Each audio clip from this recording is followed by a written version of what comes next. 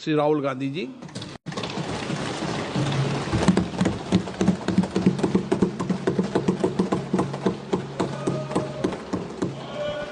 Thank you, Speaker Sir, for allowing me to speak on the President's address.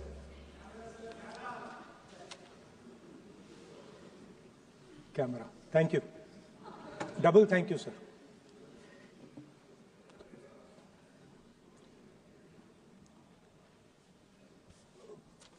I heard the President's address. I sat there with Kharge ji and I listened to it. And I must say, I struggled through the President's address to maintain my attention on what was being said, because I had heard pretty much the same President's address the last time and the time before that and the time before that. And it was the same laundry list of things that the government has done. We have done this, we have done this, we have done this, 50 or 100 things that the government has done. And so while I was sitting there, I was thinking, okay, I am being critical about what is being said. And I am saying that this is not the type of President's address that should be delivered. Well, the question came to my mind, what type of address would an India Gathbandhan government deliver? How would that address be different than the address we heard? Because it's no point me saying that it is a laundry list and then not providing an alternative idea. And so today I would like to lay out some dimensions of what an alternative address would look like, what the India Gathbandhan would probably focus on, and where we would lay emphasis. The future of this country is going to be decided by the young men and women of this country, the youth of this country. So I think anything we say has to be addressed to them, has to be spoken to them. The first thing in front of us, and this is something I'm sure the Prime Minister would accept and pretty much everybody in this room will accept, is that even though we have grown fast, we are growing slightly slower now, but we are still growing. A universal problem that we have faced is that we have not been able to tackle the problem of unemployment. No, neither the UPA government nor today's NDA government has given a clear-cut answer to the youth of India about employment. I don't think anybody in this room will disagree with me. I'll give a little statistic for the Prime Minister.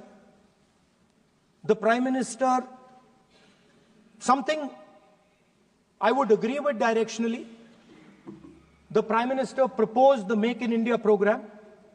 I think a good idea. We saw the statues, we saw the functions, we saw the so-called investment, and the result is right in front of me. Manufacturing fell from 15.3% of GDP in 2014 to 12.6% of GDP today. That is the lowest share of manufacturing in 60 years. I'm not even blaming the Prime Minister, because I think it would not be fair to say he didn't try. I could say that the Prime Minister tried, and I think conceptually Make in India was a good idea, but it's pretty clear that he failed. Because manufacturing went from 15.3% of GDP to 12.6%. So the first question that any alternative vision would answer to the youngsters of our country is, okay, what and how are we going to solve this problem of employment? Any country basically organizes two things. You can organize consumption, and then you can organize production. Modern way of saying organizing consumption is services. Modern way of saying organizing production is manufacturing. But there is more to production than simply manufacturing. For example, agriculture also is about production. Now, pretty much every government since 1990 has done a decent job on consumption, on organizing consumption. Which are the companies that organize consumption? Uber organizes consumption. Reliance organizes consumption. Adani organizes consumption. But we have, as a country, failed in organizing production. We have excellent companies that try to organize production. They are the Mahindras of this world. They are the Bajajs of this world. Part of Tata's organizes production, but the record of the country in organizing production is dismal. And essentially what we have done is we have handed over the organization of production to the Chinese. So this mobile phone, even though we are saying we make this mobile phone in India, that is not a fact. This phone is not made in India. This phone is assembled in India. All the components of this phone are made in China. The network that has produced this phone is made in China, is owned by China. So every time we use a phone, every time we wear a Chinese shirt, a Bangladeshi shirt, every time we wear a pair of Chinese sneakers, we are paying a tax to China. Because some Chinese youngster is earning a salary to make or to produce that product. So the first message I would give in a presidential address would be that India has to focus completely on production. Because if we do not focus on production and we continue to focus only on consumption, we will find that we will run huge deficits, we will increase inequality, and eventually we will run into a serious problem. Social problem because of unemployment, which we are already facing. If you look at the numbers of the amount of people who are in jail, if you look at the numbers that are spent on internal security, if you look at the numbers spent on our police forces, they're all spiraling. They're all rising. And everybody understands that social tension is on the rise in India. So now the next question comes, okay, so where is this employment going to come from? What is India going to produce? And for that, I'd like to tell all the youngsters of this country that there is a revolution taking place, an exciting revolution. The world is transforming completely. And the change that is taking place, at the heart of the change that is taking place, we are moving from the world of the internal combustion engine to the world of the electric motor. We are moving from petrol to batteries. We are moving wind, solar, potentially nuclear energy. So our entire way of moving is changing. And this is going to change every single thing. It is going to change warfare. It is going to change medical treatment. It is going to change education. It is going to change how we eat. It is going to change every single thing. Now, the last time there was a revolution, called the computer revolution, the government of India had a clear focus. We looked at that revolution. It was the Congress government. We looked at the revolution and we decided clearly that we are going to focus on the development of software. And we rode the wave of that revolution. And today you can see the result. I remember people laughing I remember people laughing when the computer was being talked about. You mentioned Mr. Vajpayee.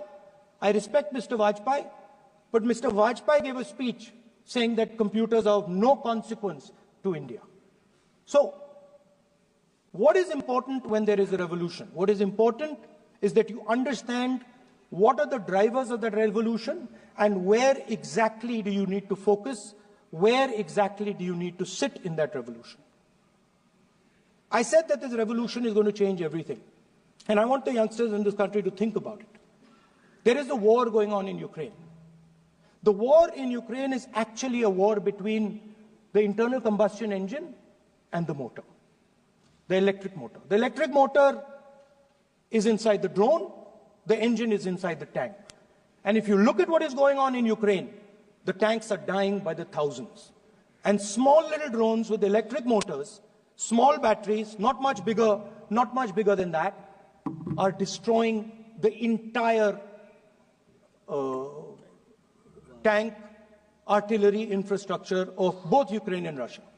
So the drone is the electric motor. The drone is the battery. The drone also needs to see. So the drone is a camera. In the same way, electric cars, the electric car is a motor. The electric car is batteries. The electric car is cameras. Robots are exactly the same thing. Robots are electric motors, multiple electric motors with cameras, with batteries. And this is what the revolution is going to look like. So there are basically 4 technologies that are driving this entire change in mobility. Electric motors, batteries, optics, and then on top of that, you can apply AI. Now I want to tell the youngsters of this country, people talk about AI. But it's important to understand that AI on its own is absolutely meaningless.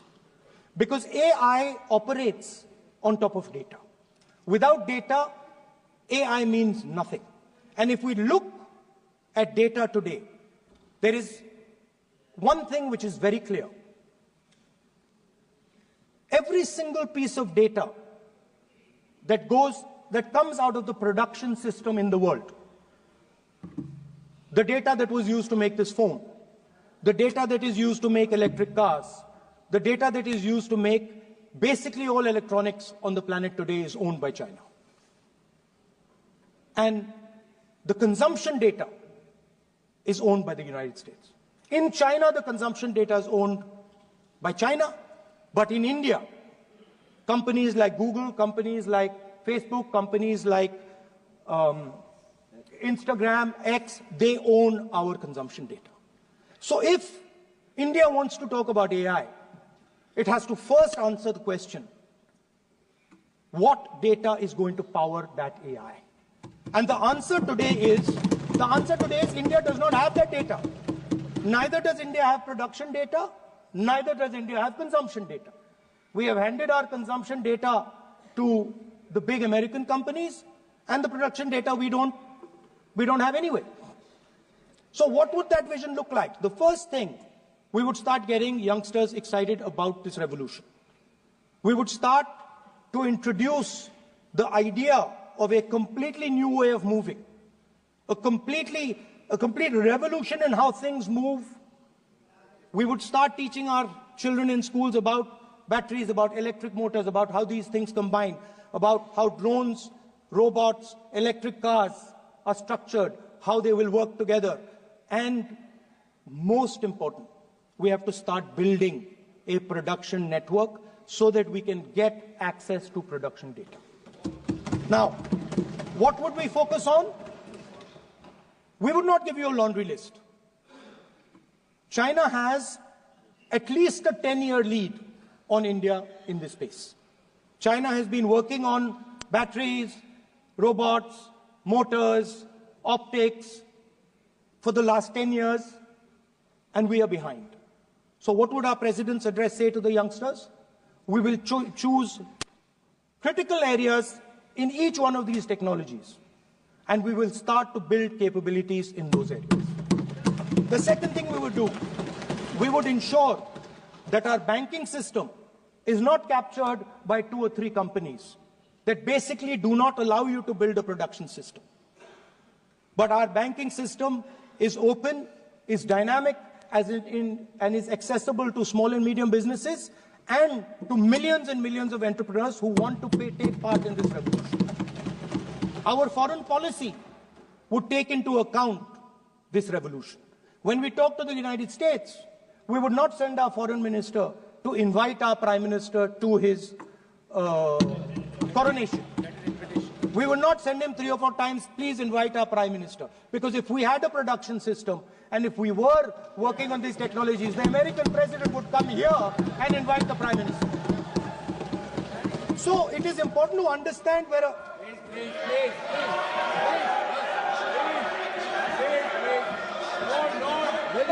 Foreign policy.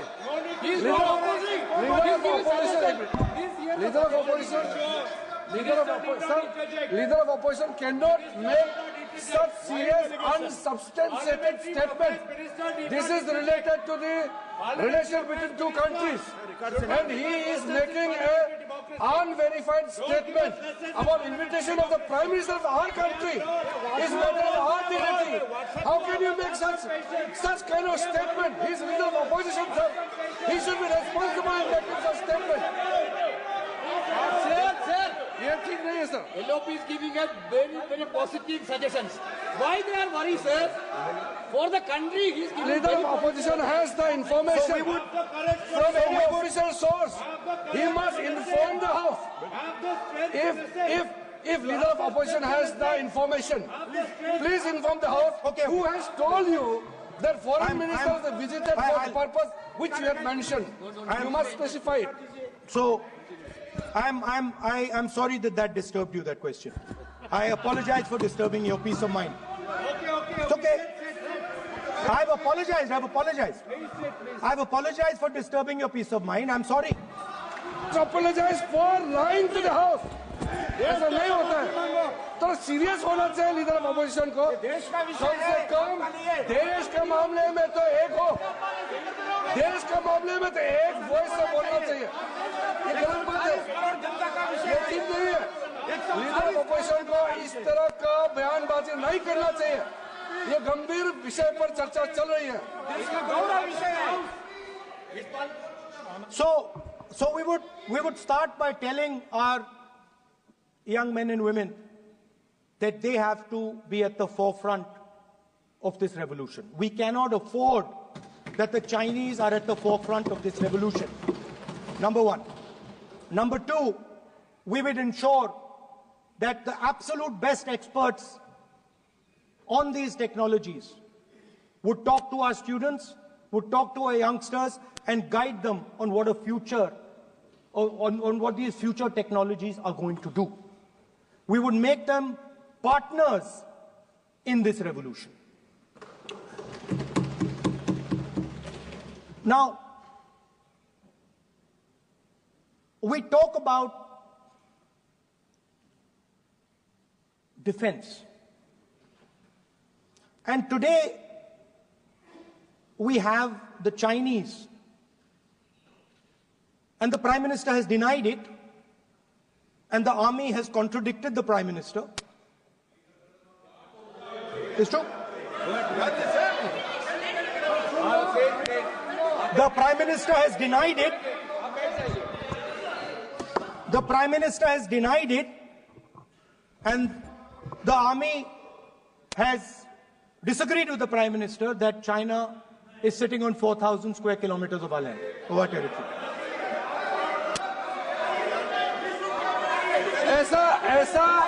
ऐसा इस सदन में अब मन चाहे बात नहीं बोल सकते हैं. ये बिल्कुल ठीक नहीं है सर. ये सीरियस मामला है. आप फॉरेन पॉलिसी पे, बॉर्डर इश्यू पर आप अपना कैसे मजाक बात कर सकते हैं? अपना मन कहानी आप बना के बोल रहे हैं. ये तो बहुत सीरियस मामला है.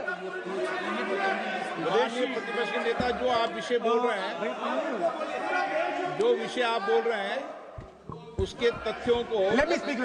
सदन के पटल पे रखना. आप पानी.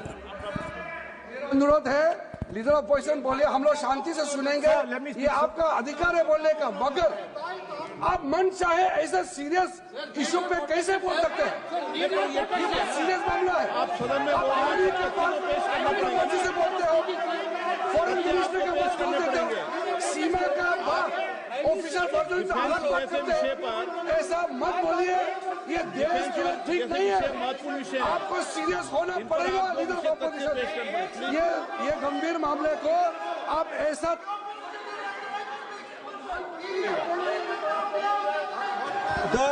The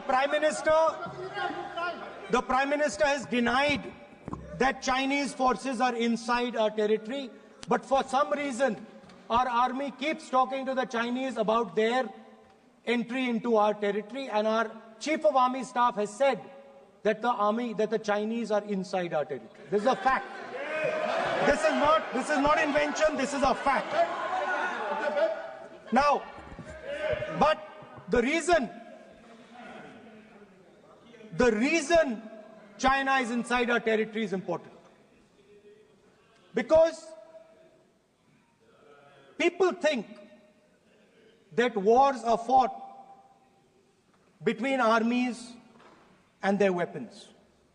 But the fact of the matter is that wars are fought by industrial systems. The fact of the matter is that China has an industrial system that is far stronger, far bigger than our industrial system. And that is why they have the guts to come inside this country. The reason China is sitting inside this country is because Make in India has failed. The reason China is sitting inside this country is because India is refusing to produce. And I am worried that India is going to give up this revolution to the Chinese once again. The reason I made this reference is because everything is connected. If and when we fight a war with China, we will be fighting with Chinese electric motors, Chinese batteries, Chinese optics, and we will be buying Chinese motors, Chinese optics, Chinese batteries. It is a non-sustainable proposition. That is why for our security, for the future of our children, for the future of our country, we have to build a production system, and we cannot allow this revolution to go by. Now, the next step, we have a strategic partner called the United States. The partnership should focus on how India and the United States can work together to take advantage of this revolution. That is what the conversation should be on. Please understand that India is as important as the United States for the simple reason that they cannot build an industrial system without us. They cannot build a production system without us. No matter what they say, the Americans simply cannot do what India can do because their cost structure is much, much, much more expensive than ours. We can build things that the Americans would never imagine. India can do that. So that would be the first part of a president's address. We would talk to the youngsters in India and say to them, we want you to be partners in this revolution. We want to change the Indian banking system so you can have access to it. And we believe in you, we trust in you, and we believe you can take on the Chinese. That's the first part. The second part would be about participation. We have done a caste census in Telangana. And what we have found is shocking. Almost 90% of Telangana is either Dalit, Adivasi, backward, or minority. Almost 90%. And I am convinced that that is the story across the country. I am absolutely convinced that the OBC population of this country is not one less than 50%, possibly 55%. 16% are Dalits. 9% are Adivasis. 15% are minorities. Last budget, there was a photograph. You remember the photograph? Of course. वो मक्खन बांटने वाली, हलवा बांटने वाली photo. मैं हैरान हो गया कि इस बार फोटो ही हटा दी. हलवा खिलाया मगर दिखाया नहीं किसको खिलाया. नेता please. So at the center of any new development paradigm for this country, which runs parallel with the production paradigm I spoke of, which works together with the production paradigm I spoke of, is the participation of lower castes, OBCs, Dalits, Adivasis in the wealth of this country. If we look at the largest corporates in this country, they're all owned. None of them are owned by OBCs. None of them are owned by Dalits. None of them are owned by tribals. If we look at the biggest media companies that support the Prime Minister, every day we see the Prime Minister's pleasant face, smiling face on these media. None of them are owned by OBCs. None of them are owned by Dalits. None of them are owned by Adivasis. This is the fact. So central to any new development paradigm is the architecture of a new paradigm. And that architecture of the new paradigm can only be built once the caste census is placed on this table. Because once the caste census is placed on the table, we will know exactly how much of this country's wealth, how much of this country's power, how many of this country's institutions are owned by 90% of this country.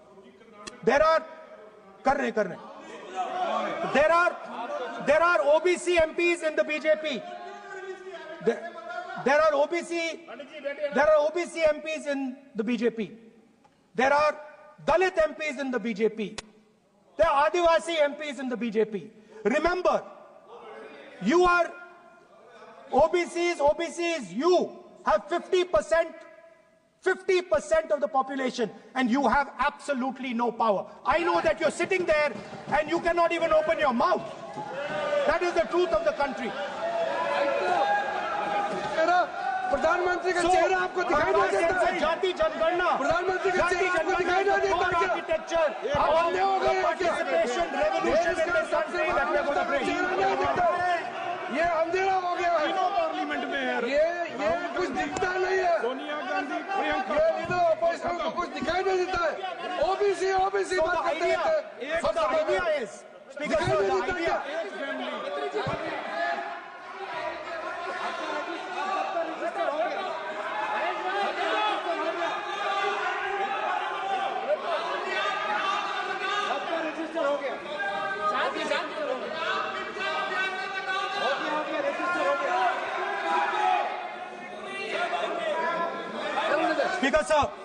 Speaker sir, so the idea is, on one side, allow India and the Indian youngsters to participate in the coming mobility revolution. Allow them to participate in building robots, in building drones, in building electronic items, in building EVs. And on the other side, running parallel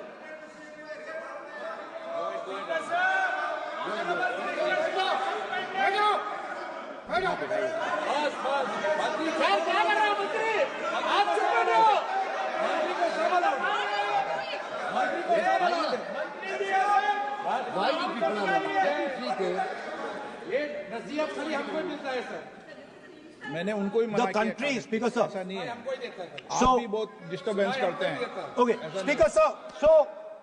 So parallel ideas. One idea: participate in the mobility revolution. Whether you're thinking of economy, weapons, production, healthcare, India should participate in this revolution. India should become the master of the electric motor, master of the battery, master of optics, and master of AI applied on top of that production system. Now imagine the power of AI when we apply it to the caste census. You imagine what we will do with AI and what we will do with the social revolution in this country when we start to apply AI on the data that we get from the caste census. So we are going to run a parallel track. On one side, participation, revolutionizing the participation of Dalits, OBCs, Adivasis in the ruling of this country, in the institutions of this country, in distribution of wealth of this country. And on the other side, parallel track, challenge the Chinese and participate in the revolution and defeat the Chinese in electric motors, batteries, solar panels and wind. So that is the first two parts of any presidential election address that any India Gathbandhan leader would give you. The final, of course, we go back to the Constitution. This, our favorite, just like the production system is a weapon, just like Jati Jangarna is a weapon of transformation, this is what the entire architecture is built on. I remember before the elections, all of you were saying 400 par, and you were saying you would change this. And then I was glad to see that the Prime Minister walked in and then was forced to bow his head in front of the Constitution. It was a moment of pride for all Congress people that we had explained to the Prime Minister and to the whole country that no force will dare touch this. I know that the RSS has never accepted this. Mohan Bhagwatji has said that India didn't get independence in 1947. He has said that this constitution is meaningless. I know that that is at your heart. We will never let your dream come true. This constitution is going to rule India always. Now, एक minute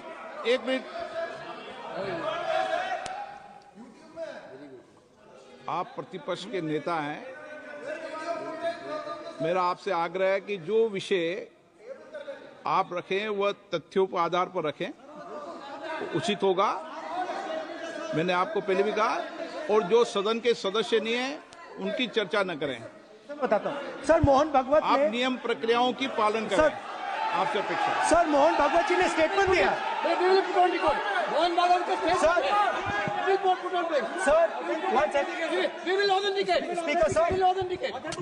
Speaker sir, Mohan Bhagwat ji made a statement saying that India did not receive independence in 1947.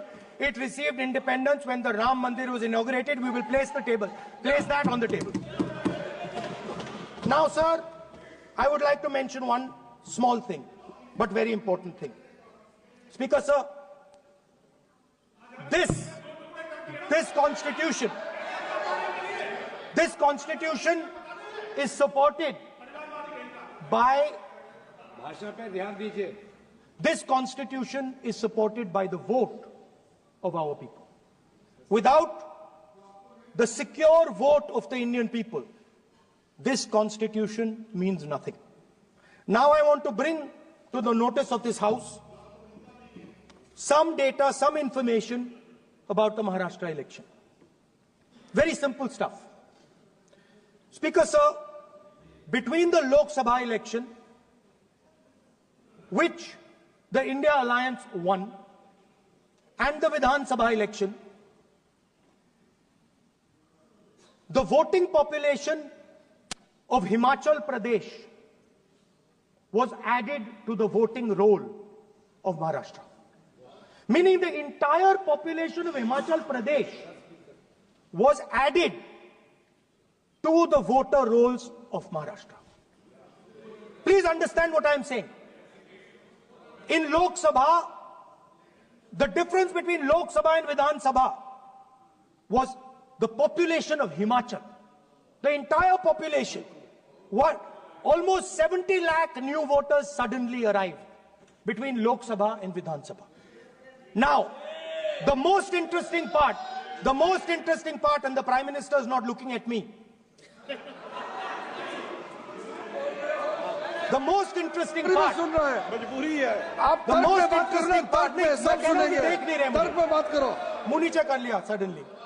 The most interesting part is,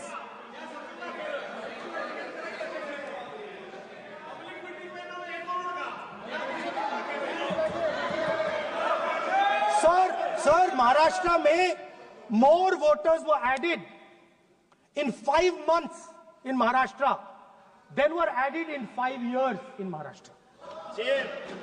जितने 5 साल में add हुए उससे ज्यादा 5 महीने में add हुए, आखिरी 5 महीने में लोकसभा चुनाव के बाद। सर,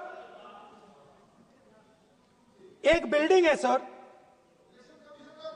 शिरडी में, एक बिल्डिंग में 7,000 नए वोटर एक बिल्डिंग में ऐड हुए सर। एक बिल्डिंग में 7,000 नए वोटर ऐड हुए सर। सर, मैं कोई आरोप नहीं लगा रहा हूं, मैं कोई आरोप नहीं लगा रहा हूं, मैं सिर्फ ये कह रहा हूं सर कि ये इसमें कुछ ना कुछ प्रॉब्लमैटिक है कि हिमाचल प्रदेश जितने बड़े वोटर्स लोकसभा के बाद जादू से आ जाते हैं। अब हम क्या कह रहे हैं, हमने इलेक्शन कमीशन से रिपीटेडली कहा है कि हम आरोप नहीं लगा रहे हैं, आप एक काम कीजिए, हमें लोकसभा की वोटर लिस्ट दे दीजिए, नेम एड्रेस और इलेक्ट्रॉनिकली दीजिए, और विधानसभा नहीं है। नहीं सर, नहीं। स्पीकर सर, वो सब वेबसाइट पे रहती है, सब जानते हैं, कभी भी कोई निकाल सकता है। स्पीकर सर, मैं समझा देता हूं सर। स्पीकर सर, वो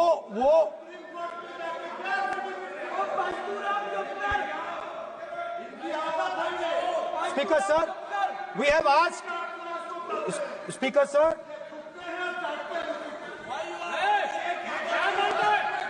Speaker sir, we are asking this question, Speaker sir, population of Himachal Pradesh,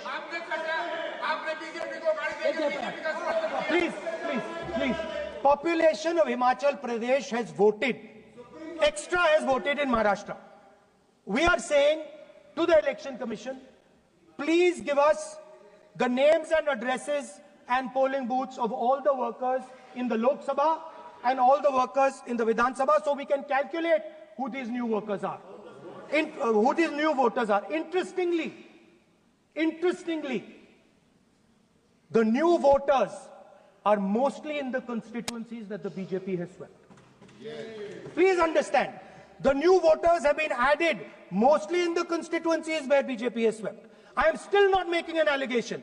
I am saying on the floor of the House that the Election Commission has to give the data of the Maharashtra elections to the Congress Party, to the Shiv Sena and to the NCP, so that we can see exactly where these voters have been added, who has been subtracted, who has been added, where they have been added.